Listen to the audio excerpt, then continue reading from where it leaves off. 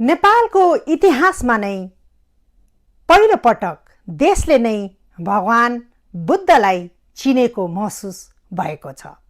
किनभने देशकै सर्वोच्च व्यक्ति सम्माननीय प्रधानमन्त्रीज्यूले हिन्दू बौद्ध धार्मिक विधि अनुसार 108 जना बटुक 108 जना बौद्ध भिक्षुहरू अष्टमङ्गलको पूजापाठ विधिद्वारा प्रधानमन्त्रीज्यूको शपथ ग्रहण भएको छ।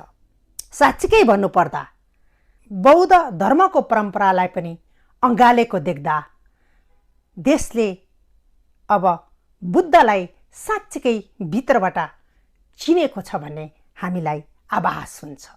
यो अत्यन्तै गौरवको क्षण, एउटा गौरवको कुरा थियो। राष्ट्रपति भवन शीतल निवास झट्टै हेर्दाखेरि त्यहाँ कुनै आध्यात्मिक स्थान हो, कुनै आध्यात्मिक गतिविधिहरू भइरहेको छ भन्ने हामीलाई झट्ट हेर्दाखेरि शपथ ग्रहण कार्यक्रम त्यस्तै लागेको थियो। अहिलेसम्म नेपाली राजनीतिको उच्च पदस्थहरूको शपथ ग्रहण कार्यक्रम पुरानो जुन शैलीबाट शपथ ग्रहण कार्यक्रम भइरहन्थ्यो त्यो रुललाई ब्रेक गरेर नयाँ तरिकाबाट, नयाँ सिराबाट, फरक विधि, फरक पोसाकमा प्रधानमन्त्रीको शपथ ग्रहण लिनुभयो। यो साँच्ची नै एकदम अनुकरणीय र एउटा देश अब बन्ने छ भने, देशलाई उज्यालोतर्फ लैजाँदैछ भन्ने एउटा शुभ सङ्केत पनि देखाएको थियो। जहाँ राजनीतिक कार्यक्रमभित्र आध्यात्मिक कुराको सम्मिश्रण भएको अत्यन्तै नेपालमा पहिलो पटक यो भएको छ। शपथ ग्रहण कार्यक्रममा आध्यात्मिक कुराको पनि सम्मिश्रण भएको र हिन्दू बौद्ध धार्मिक परम्परा अनुसार शपथ ग्रहण गरिएको हुनाले शपथ ग्रहणको सौन्दर्यता अझ बढी बढेको देखिन्छ। म जहिले पनि आवाज उठाउँदै आइरहेको छु, हरेक कुरामा आध्यात्मिक कुरा जोड्नुपर्छ, हरेक एक व्यक्तिमा आध्यात्मिक चेत हुनुपर्छ।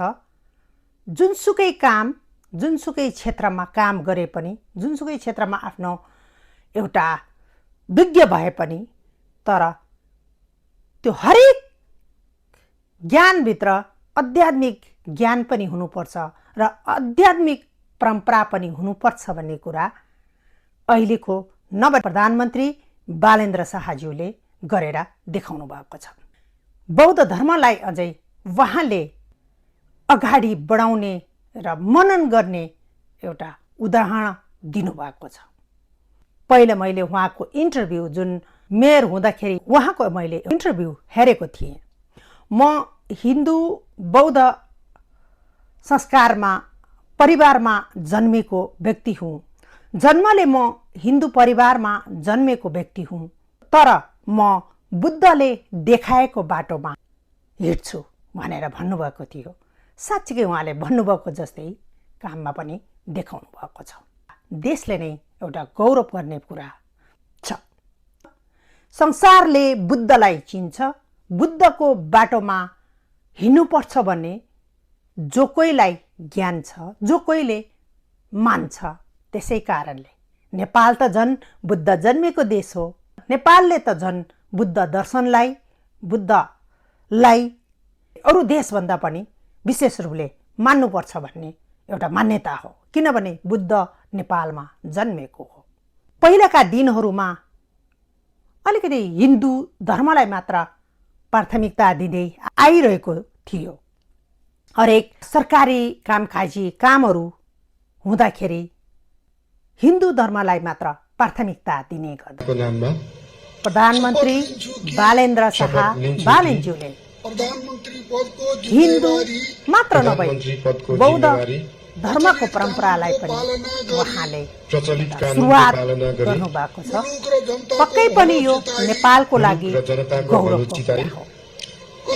सुखी समृद्ध नेपाल बन्नेछ भन्ने एउटा शुभ पक्षपात नगरी प्रधानमन्त्री बालेन्द्र शाहज्यूले जसरी नै आफ्नो शपथ ग्रहणबाट नयाँ तरिकाले नयाँ सोचले सबैको सह अस्तित्व सबैलाई समान दृष्टिकोणले हेरेर देशलाई विकास गर्नेछ भन्ने शपथ ग्रहणदेखि नै उहाँले शुभ सङ्केत देखाइसक्नु भएको छ। फेरि पनि म भन्न चाहन्छु, बुद्धको शान्तिको सन्देशलाई केन्द्रमा राखेर नेपाल देशको विकास प्रधानमन्त्री बालेन्द्र शाहज्यूले प्रचलित कानुनको गर्नुहुनेछ भन्ने हामीले पूर्ण आशा राखेका अरू अवस्थामा सम्माननीय प्रधानमन्त्री बालेन्द्र शाहज्यूलाई सफल कार्यकालको हार्दिक शुभकामना। धन्यवाद।